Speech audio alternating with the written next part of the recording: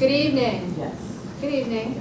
Welcome to the school committee meeting of Thursday, March 28, 2019.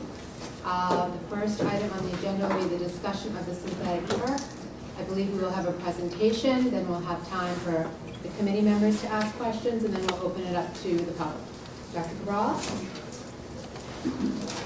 David Twombly, the Director of Operations, here this evening with Jonathan and Patrick McGuire from Activitas. Activitas is the design firm that has been hired to look at the possibilities for the replacement of the turf field, and so they have a presentation. We did tell them that we were interested in specific information about From Rubber, and so they've invited a toxicologist, Marie Rudman, to present some information as well and perhaps answer questions. Thank you. Okay, so I think Jonathan's going to do a presentation. Okay. No, we need to move.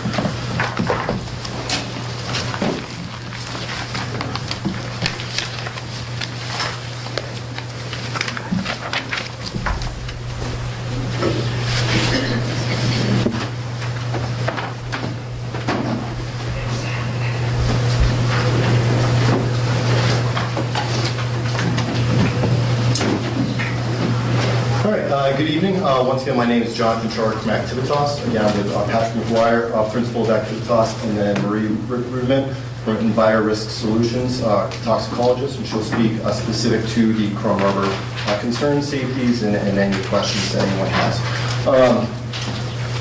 Short presentation. First, I'd like to start as an introduction to our firm.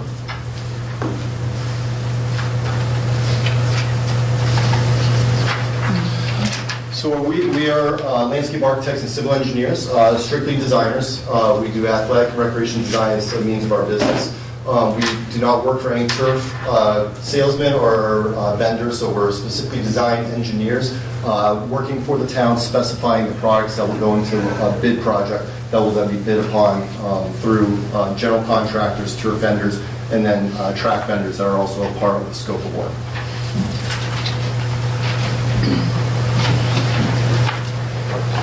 And again, the first few slides, this is just a little bit of information on our professional services we provide to our clients, of which the town is.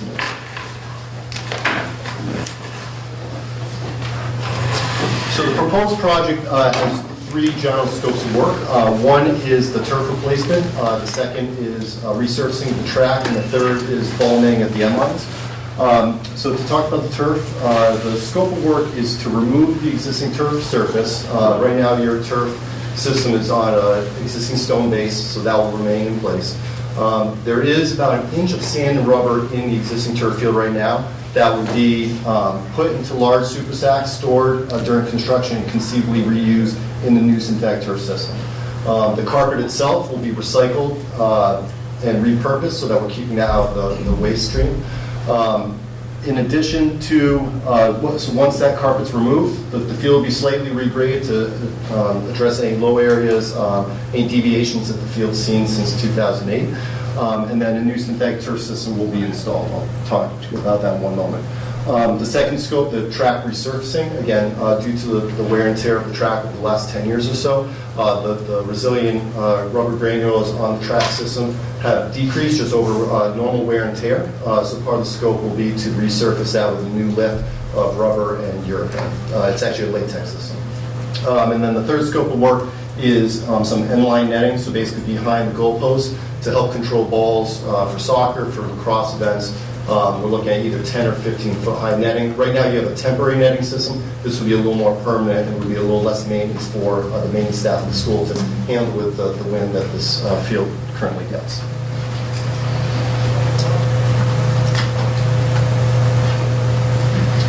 To touch base on a few of the components of the proposed synthetic turf system. So right atop here, we have a profile of the synthetic turf carpet. So you have the carpet here with an infill material, which right now we're looking at sand and rubber.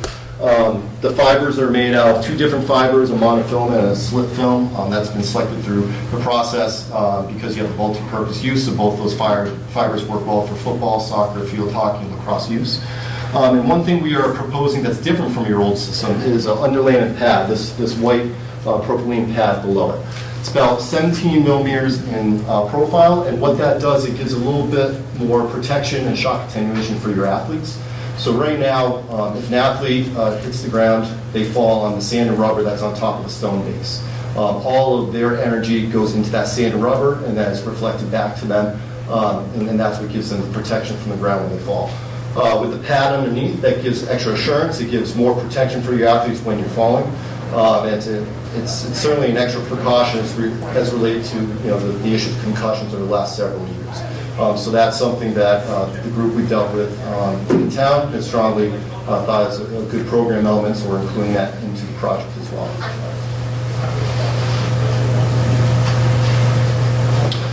I'm going to skip over these two slides related to chrome rubber, as at the end of this presentation, Marie is going to give a little more in-depth information on chrome rubber, so we'll touch on that in a moment.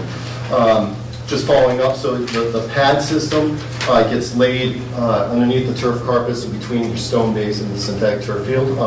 So this is just a little bit of information on the pad itself.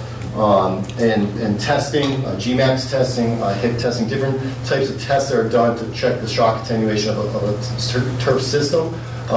These tests have been done on the shock pad, and it shows an elevated safety of your turf system when this pad is incorporated into the turf field.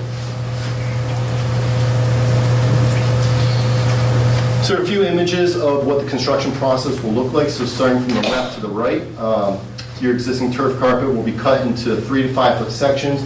A piece of equipment would extract the infill from it and put it into those large white bags you see in the middle picture, and then the turf carpet would be removed off-site and recycled. As part of the proposed project, on the far left, you see on top of the stone base, the white padding goes down underneath, and then the carpet will fold on top. In the case of this field, we will have a midfield logo, so that's showing an image of that being cut into the field. And then at the very end, infill will be reinstalled in the field. And as I noted before, we're looking to reuse the existing infill you have on the field right now, and then supplement as necessary to reach the specified amount that we need.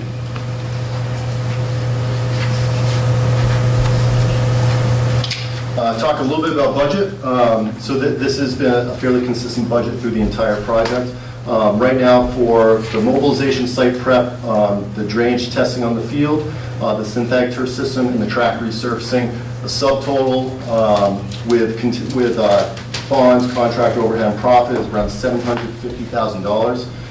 We have a little bit of contingency on that right now, just based on when we're bidding in case anything happens during construction, so there's a little bit of money for contingency.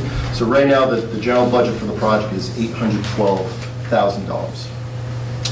What's important to note is the use that you can get out of the synthetic turf field. So since you have lights, we generally see a synthetic turf field having about 2,604 hours of use per year, and again, that fluctuates depending on how much are you using the facility. I do note that because one of the